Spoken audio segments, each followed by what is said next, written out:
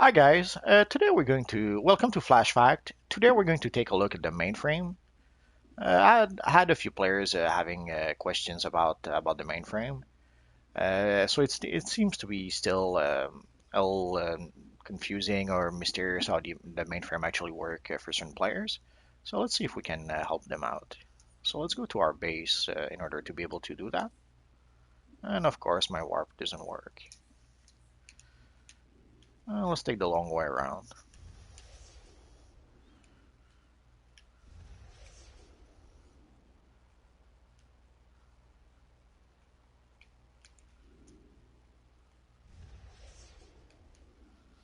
Not sure why sometimes the warp doesn't work, even though it says it's supposed to work. But no, well. Let's go to the tick wing.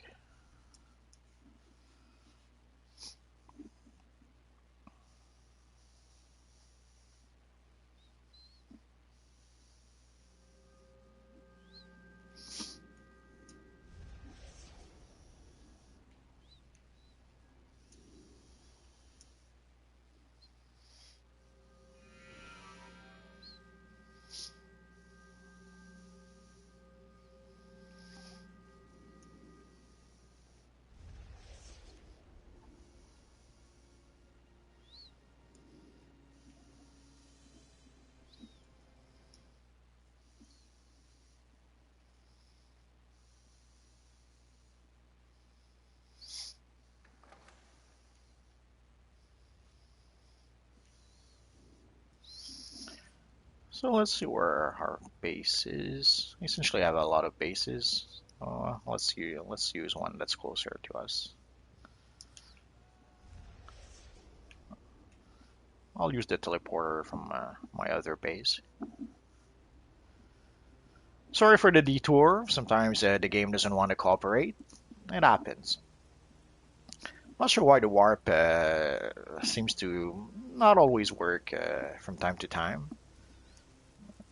I'm not sure why it does that, but it does that. So usually no small miracles. You have to use the teleporter from one of your bases. If you're lucky like me and have access to a lot of bases across Gotham and Metropolis, it's not too big a deal.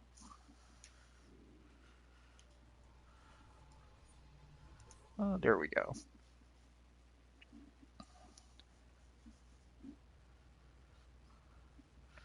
So again, sorry about the delay. So let's get started.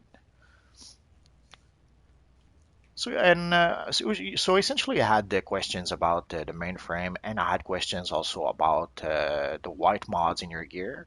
So I'll start. I'll start by taking a look at my gear. Essentially, if you see, you can see like some of my gear already. I'm at level 20, 26, and already some of my gear as what is known as the white mods.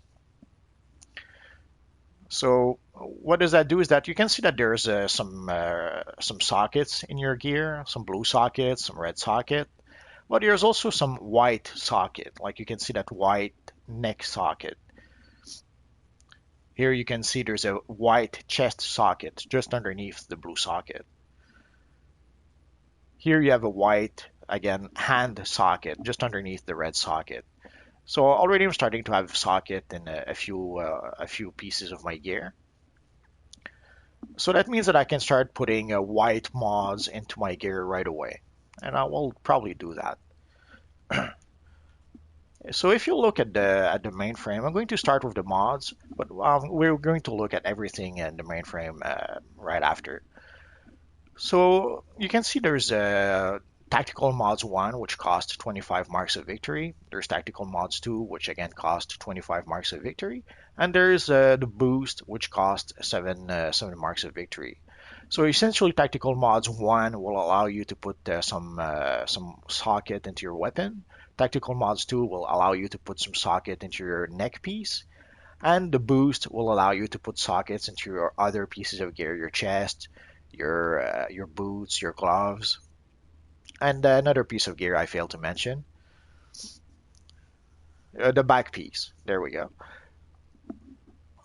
The boost, the if you buy tactical mods 1 and 2, those will remain forever. You just purchase them once, and you'll have them for eternity.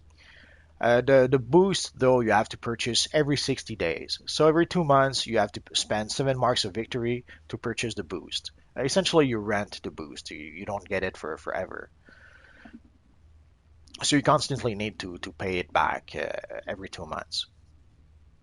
Uh, some people will wait until they're tier 3, 4, or 5 before investing in the mainframe or in their mods. Personally, I do it as soon as I'm able to. Like right now, you can see that my character at level 26 is already starting to have a few white mods. So for me, that's the time to start investing in those white mods. The reason behind that is pretty simple, is that already I'm not level 30 yet, and I already have 64 marks of victory. By the time you reach level 30, you should have about 70, 75 marks of victory, depending on which missions you did. And also, there's a lot of side missions that will give you like 1 mark of victory. So by the time you reach level 30, you already have quite a few marks of victory. Some people invest those mark of victory for to purchase some tier 1 gear. I prefer not to do that personally because the tier 1 gear, we're going to be replacing our tier 1 gear pretty quickly. So I need marks of victory. So let's say I spend, I think it's 45 marks of victory to purchase a tier 1 chest, and then I get a better chest by the next mission that I'm playing. Well, I essentially will have wasted my marks of victory. As opposed to if I invest my marks in the mainframe, at least for the tactical mods 1 and 2, that investment will be forever. And you can see some of the other things in the mainframe aren't as expensive as the boost. Like the sidekick is only 5 marks of victory and 20 marks of victory. Very often with certain characters, what I'll do is that I'll purchase the sidekick very early on in the game so that I have a sidekick with my character, or I'll purchase the backup. Depending on the character, I'll go for either the sidekick or the backup. And I'll just, let's say, purchase the sidekick one or the backup one. These are fairly inexpensive at first, like it's 5 marks of victory and 10 marks of victory. So with certain characters, let's say I create a Batman character, I would purchase, let's say, the sidekick for 5 marks of victory, and then I would have my sidekick from level one, or from level say 10 to level 30. And if I was to make, let's say, a Wolverine character, for example, then I would take probably the backup uh, pretty early on.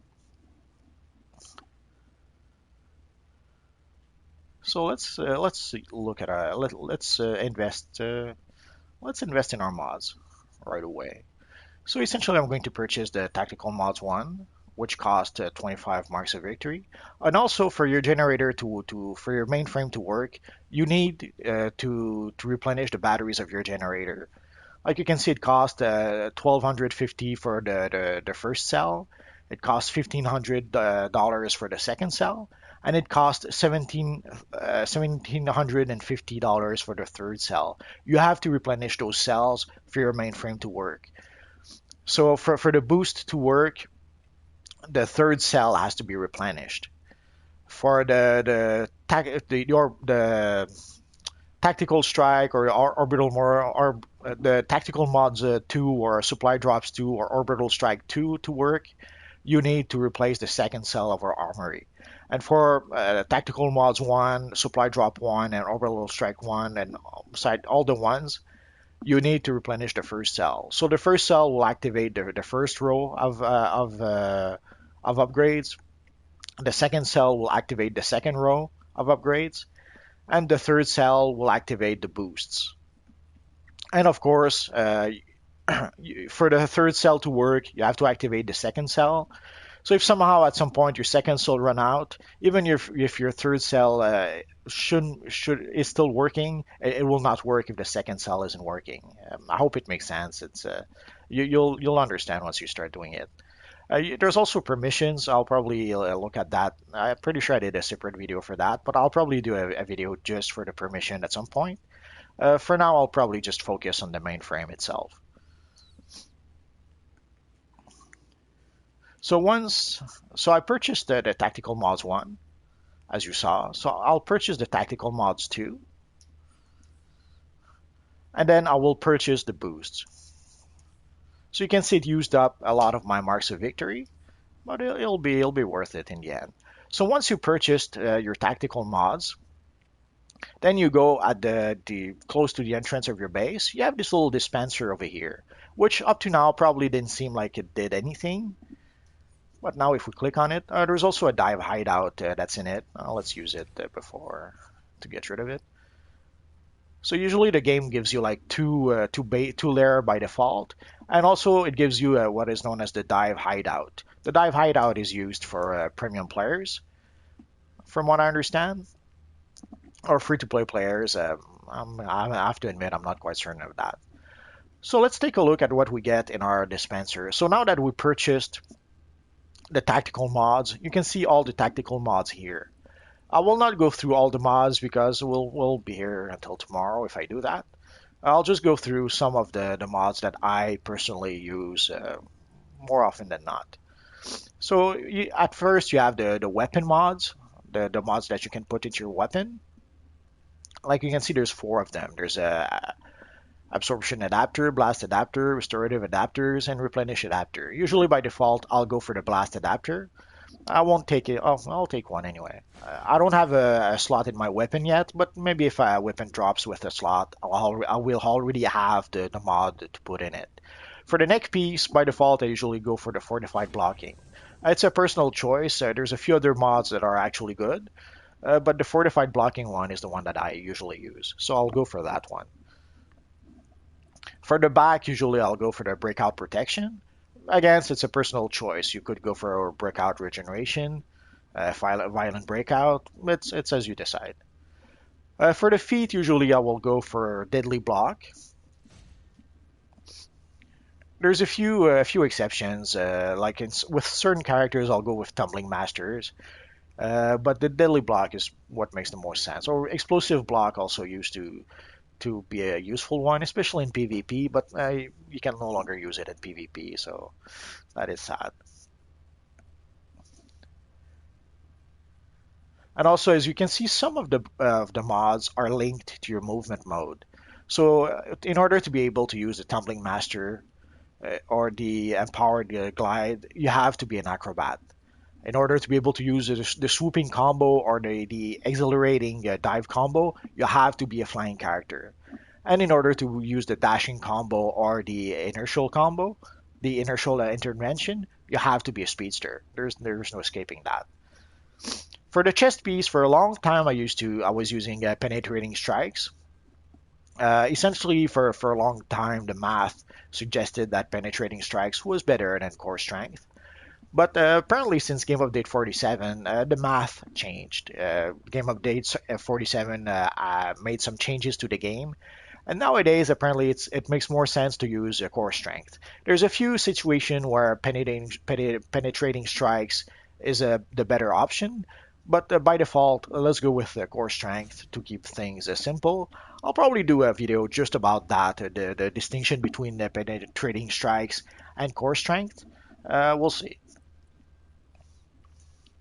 And of course, there's the hand mods. Depending on your character, usually when I use a controller character, for the controlling role, I'll go for regenerative shielding. The exception to that is the gadget character. The gadget doesn't have a personal shield, so the regenerative shielding is pointless on a gadget character. But and most by default, I'll usually go with max damage with pretty much all the characters, and more importantly with the gadget characters. Although there's improved stealth that could be fun to use with a gadget character. So, but in this case, let's go for max damage. So once you gathered the white mods you wanted, then it's just a matter of putting the mods into your gear. So that's the weapon mod. I cannot put it in my weapon yet, but as I play with my Batman character, if one drops if I have a weapon that drops with a white mod, I'll have my mod all ready to put in my weapon. So let's put one in our neck piece.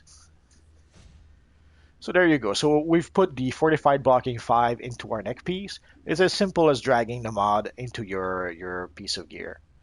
So for the boots, we don't have one yet. So let's take our core strength and let's put our core strength into our chest piece. So let's do that. So essentially the core strength will give us an additional 10% damage. Not a deal breaker, but it helps. Every little bit can help. And the max damage will give us essentially whenever you will use a power before attacking, we will have an increase to our damage by 60%. So let's put that in our gloves. So what does that mean is that whenever I use a power before attacking, then you can see underneath my name, there's like a little starburst, green starburst that appeared. It means that for as long as that little starburst is there, I'm going to do 60% extra damage. So any power that I use will activate that little starburst, and it will allow me to do 60% extra damage. Essentially, it's similar to if you look at your powers by default, they all have some extra damage. Like once you use, let's say, the taser pull, you get 35% extra damage. When you use the battle display, you get 40% extra damage. And when you use, let's say, the paralyzing dart, you get 50% extra damage. Usually it goes from 35% extra damage all the way to 50% extra damage. A few powers have an attack or an ability that will give them 60% extra damage, but usually it goes from 35 to 50. But with the max damage mod, you don't have to worry about, oh, is this a 35? Is this a 50? You don't have to worry about that anymore. Every single power you use will give you 60% extra damage.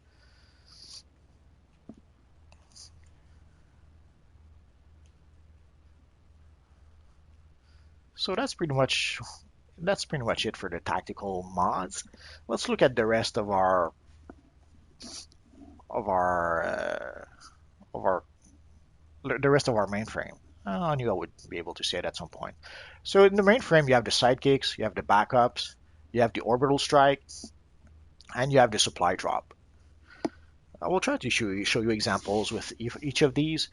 So again, for the sidekick, if you spend 5 marks of victory, you will get sidekick 1. Essentially, you have a sidekick that will appear with you and that will attack enemies. It's that simple. It lasts for a bit. Once you have sidekick 2, your sidekick is a little more powerful and it will heal you as well. And if you take the boost, your sidekick is more powerful. It will taunt enemy. It will heal. It will give power. And also, it will shield you. If you take the backup, again, backup 1 will cost you 10 marks of victory. Then the backup 2 will cost you 25 marks of victory. And essentially what it does is that it summons 2 backups that will help you in battle. And if you take backup 1, your backups will be less powerful. If you take backup 2, they'll be a bit more powerful. And if you take backup the boost, they'll be even more powerful. They will fly. And instead of having 2 backups, you will have 3 backups. And again, essentially all the boost, you have to spend 7 marks of victory every 60 days. There's no escaping that. There's also the orbital strike. The orbital strike essentially will heal your character for a bit. So essentially, if you have orbital strikes 1, it costs you 25 marks of victory, and it will heal your character. If you take orbital strikes 2, it will heal your character. Oh, wrong one. Let's start again. Orbital strikes, you will do damage. Essentially, you summon. I was mistaken with supply drops. Orbital strikes, you summon like a beam of like a laser beam from the sky that will damage your opponents. Orbital strikes 2, the beam will be a bit more powerful, and it will deal some sort of damage over time to your targets and nearby enemies. And if you purchase the boost, then again your beam will be even more powerful, and it will do various effects. It will reduce control resistance, remove a shielding effect. It will ground, root, stun, and all that good stuff. The supply drops is the one that actually heals you. So again, if you purchase supply drops 1 for 25 marks of victory, it will heal you. If you use the supply drops 2, it will heal you, and also it will give you a heal over time. And if you take the boost for the supply drop, it will heal you. It will give you power. It will increase your damage. So it will do more things. It will be more powerful. The heal will be more powerful. The power, the restoring the power will be more powerful. And essentially, I'm going to show you with another character how it actually works. It'll make more sense. Essentially, it drops some balls of energy that you have to pass through. It'll make more sense if I show you with an actual character. So let's switch character. Let's go see. Well, let's start with the sidekick.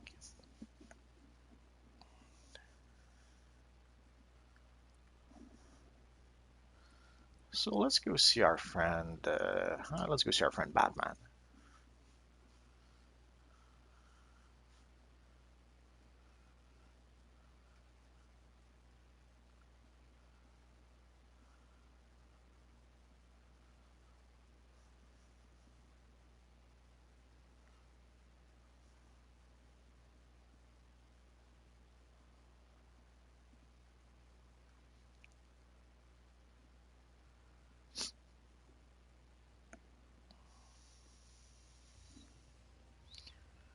Let's wait a bit for everything to load properly.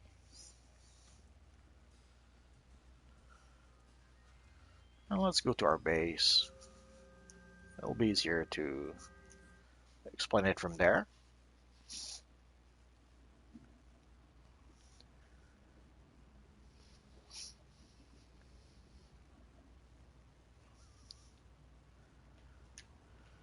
Okay. So let's go to our mainframe. So you can see my cells are down to 54%. So I'm good for a while before I need to recharge my generator. So you can see here I have a Sidekick 1, Sidekick 2, and I purchased the boost for the Sidekick. And as you can see, with most characters, you will not purchase everything in your mainframe. You will purchase what you need. The tactical mods is pretty much what I purchase on pretty much every character. I'm sure I wouldn't be surprised if I have a couple of characters that I didn't purchase the tactical mods with.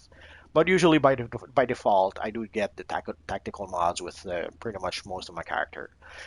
The sidekick, it'll depend. Sometimes I'll go for the sidekick, sometimes I'll go for the backup, but I'll usually take one or the other with my characters. In the case of Batman, being Batman, I went with the sidekick. Batman and his sidekick is what made the most sense to me. If you look at your dispenser, there you will see all the sidekicks that you have access to. Essentially, you have different sidekicks depending on what you want to use. Yeah, if you want your sidekick to use a bow, you have that option. If you want your sidekick to use brawling, to use dual wield, hand blast, one-handed, rifle, shield, staff. Essentially, you have one sidekick for each weapon. So, and the one I'm using right now is probably the martial arts one. So I'm using the martial arts sidekick. So the sidekick essentially will use martial arts, same as my character. So let's summon our little friend. So you can see what the sidekick looks like. And when you're in combat, usually as soon as you summon it, if you have the boost activated, it will put a shield around your character. So right now our little friend did not do so because we're not in battle. But in battle, usually as soon as you summon him, it will put a shield around your character. So it gives you an instant personal shield if you want to. And also, it will do various things. It will heal you, it will give you power, it will attack, it will taunt enemies, and all that good stuff. And it will last for quite a while. As you can see, the timer does last for quite a bit. I wish there was maybe a weaker version of the sidekick that will be there forever, so that you just summon it and then you don't have to worry about it anymore. Sadly, we don't have yet that yet. There's a few, and there it goes. So you saw about how long the sidekick lasts on the timer, and now we have to go through the cooldown before we can summon our sidekick again. And just so you know, the sidekick and the backups share the same cooldown. So if you summon the sidekick, you can no longer summon the backup until the cooldown is finished. Or vice versa. If you summon the backup, you cannot summon the sidekick. So it's one or the other. It's still useless to have both, but I'm sure there could be situations where you may want to have both. But usually I'll choose between the two. So let's switch to another character and then let's take a look at some of our other stuff in the mainframe. So let's go with our friend Magneto.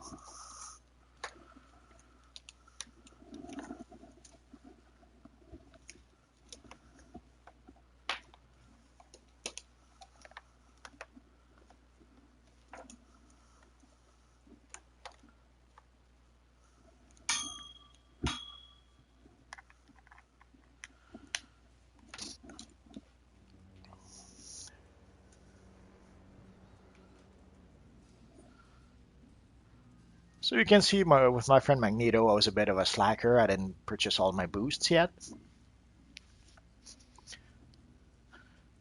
So with Magneto, I purchased everything originally. Oh no, I didn't purchase the Sidekick 2, I guess. So I still have 26% in my batteries, so I'm still good for a while. That I have the tactical mods. I purchased the supply drops, but I still need to pay the. I haven't paid the boosts for my backup and my orbital strikes lately. And for him, for with Magneto, I'm using the backups. So let's go ahead and use them.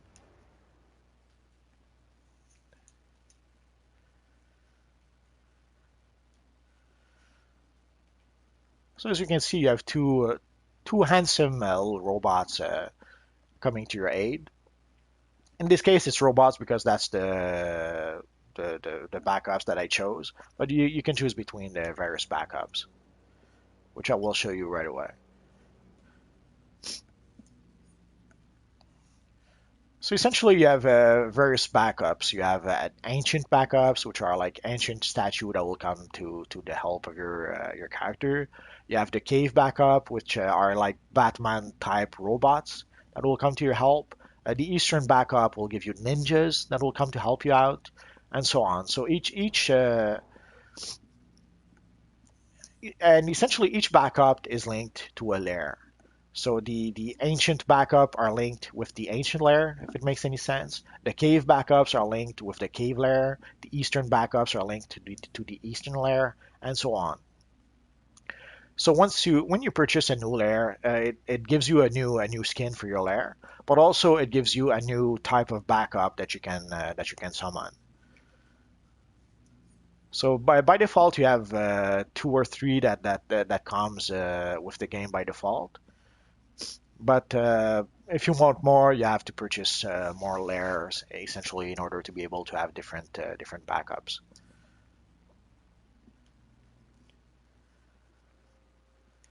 So let's go back to our mainframe.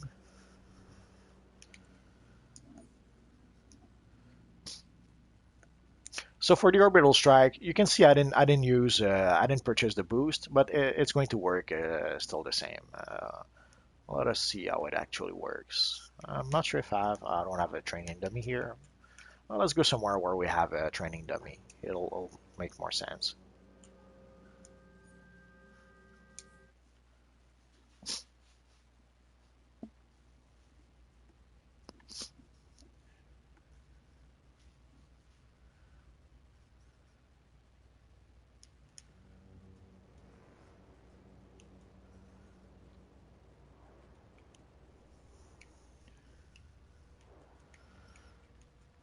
If you're wondering why I have two training dummies, it's pretty simple. One I purchased from the marketplace, and one I got by gathering collections. There's a set of collections in the open world that you can gather that will allow you to have a training dummy in your lair. There's also a set of collections for a sorter vendor, R&D vendor, a bank, a mailbox, and all that good stuff. Essentially, all the amenities except for the teleporter. The teleporter, you have no choice but to purchase it. The other amenities, you can find some collections in the open world that will allow you to have one in your lair. So let's use our friend. Let's just make sure. It's been a while. Okay, so let's use our orbital strike on our little friendly target here. Oh, and see what happens. So as you can see, it summons like a ray of light from the sky, and it will hit your targets. And as you can see, it did a bit of damage over time to our little friend. And so the more powerful your orbital strike, and the more damage you will do.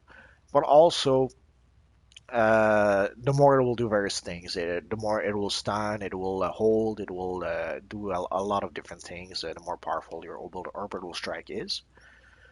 So, and for the supply drops, let's go ahead and use that. Essentially, as you see, it drops uh, like 5 balls of energy, and if you pass through those balls, that's when you get some health back, you get some power back.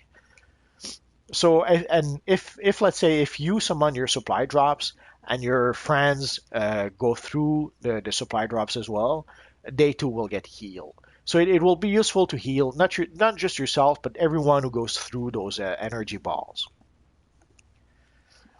Sometimes it's a little frustrating. Like sometimes you'll go right next to someone and you'll drop your energy balls right next to them, and they don't pass through the energy balls. Or sometimes even better, they'll roll away from your energy balls, as if they don't want you to heal them somehow. Not sure why it happens, but it happens. So again, and you saw there was like 5 energy balls. If at some point you summon your supply drops and you only see like 2 energy balls, it means that you have to go back to your mainframe and purchase the boosts, or you have to go back to your mainframe and replenish the cells in your generator.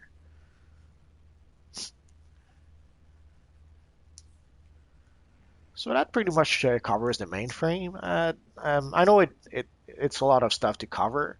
I just realized I probably should have made one video just for the tactical mods and one video maybe just for the backup.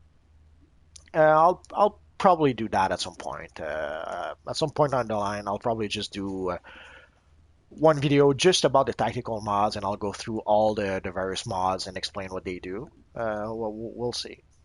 But anyway, so overall, this is pretty much how the mainframe works. So it'll gives you various things to help you and your character, and usually, essentially, as soon as I can, I'll put some mods into my white mods.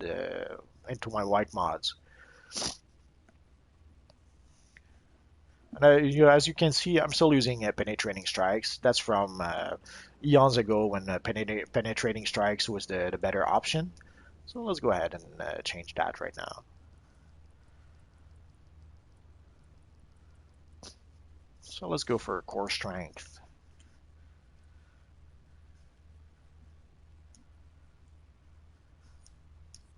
Although I've made the change in on a character or two so far, and I have to admit I can't really tell the difference. Maybe if I look at the parser, I'll see that I'm doing I don't know maybe 1,000 extra damage or something. But overall, like I can't say that I'm seeing that big of a difference, or that I'm seeing a difference at all. So, but the math does suggest that core strength is the better option for most players. But again, I'll probably do a video just for core strength and penetrating strikes to try to explain in greater detail the distinction between the two and why one is can be better than the other one in certain cases. So that pretty much was a flash fact for today, guys. So thanks for watching. And thanks for those of you who have been sharing the videos. It's much appreciated. So don't be afraid to share, like, and tell your friend to subscribe. And when you do, it's always much appreciated. I'd like to thank you guys for that. So thanks for watching, guys, and hopefully I'll see you guys next time. Bye bye.